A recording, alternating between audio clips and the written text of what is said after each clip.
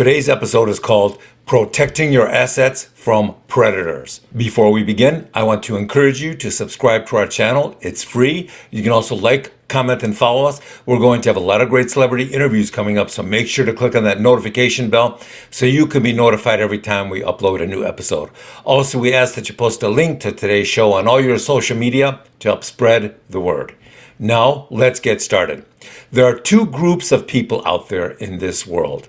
The first group are people who go out and work hard and try and make money legitimately. They try to make their own money on the merits of their achievements. Then there is group number two. These are people who try and legally or illegally scam other people or companies out of their money. And this group of people is growing larger and larger every day. In fact, their ranks are growing in numbers so quickly that it is amazing. Just look at all the riots, the teenage riots taking place in cities across the country, and that'll tell you, where this sentiment is coming from and where it is growing. More and more people out there see this as the only viable way to proceed if they want to survive financially.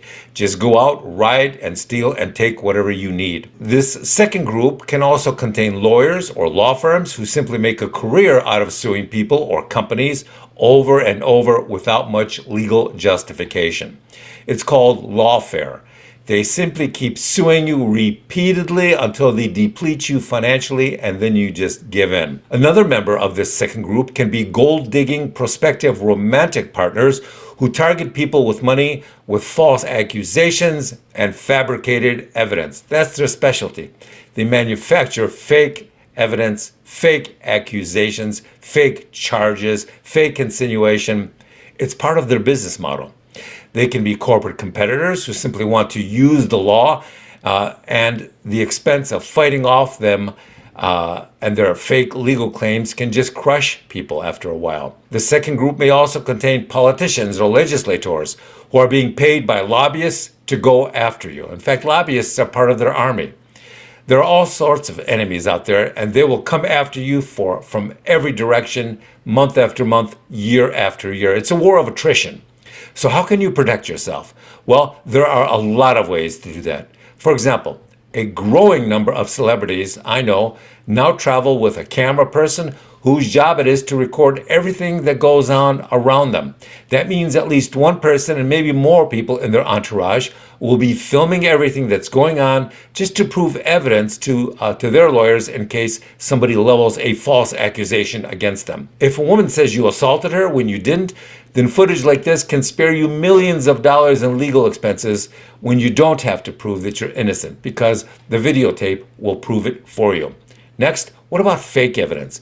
Well, that's a super complicated problem now in the legal world that's growing and getting worse every day. Criminals have been creating and forging fake evidence for decades, for centuries. They've been bribing people to bear false witness against each other. They've been photoshopping fake photos for fake evidence. They've been forging fake documents and bribing witnesses forever. I mean, didn't people bear false witness against Jesus himself? Of course they did.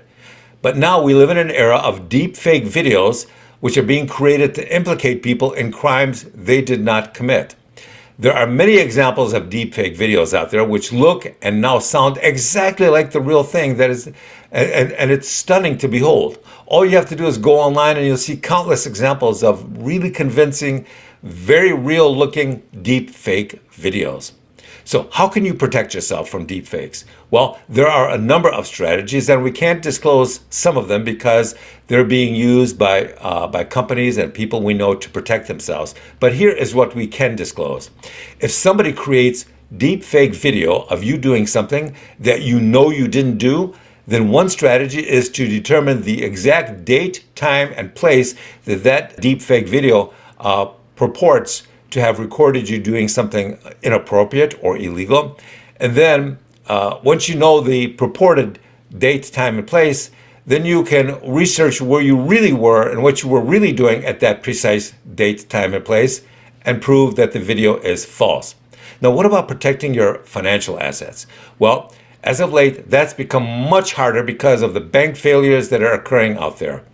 But a lot of individuals are diversifying their financial holdings amongst several banking institutions and physical hiding places. A growing number of people are converting their stocks into gold and silver and cash, and they're concealing it in secret hiding places and basements of homes and commercial buildings, on farmland they own, a lot of different places. Some of them are physically reallocating their wealth overseas to jurisdictions they trust more than where they currently reside.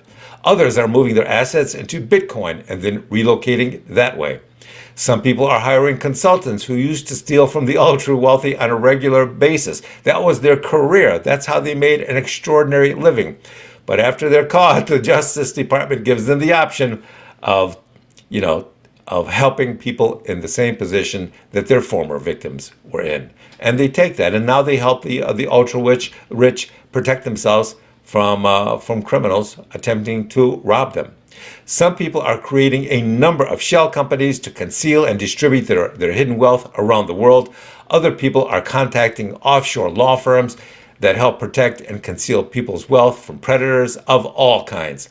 If you just perform a single Google search, then you'll find countless law firms and so-called wealth experts out there that'll be more than happy to help you.